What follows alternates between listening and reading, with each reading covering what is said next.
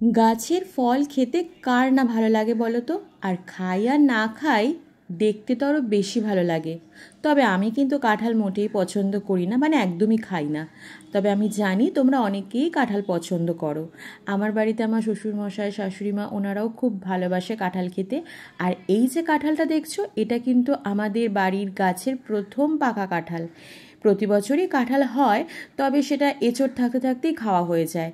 এই গাছের কাঁঠাল নাকি পাকলে পরে খাওয়া যায় না। তবে এবছর এই কাঁঠালটা রেখে দিয়েছিলাম পাকার আশাতেই।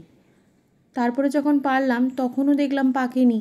তারপর লোকের বুদ্ধিতে অনেক কিছু এর মধ্যে অ্যাপ্লাই করা হয়েছে। তোমরা ভিডিওর প্রথমেই দেখেছো এর মাথায় একটা পেরেক গোজা, হ্যাঁ, পেরেক গুজে রাখা হয়েছে, বস্তা চাপা দেওয়া হয়েছে, তারপর অবশেষে তিনি পেকেছেন।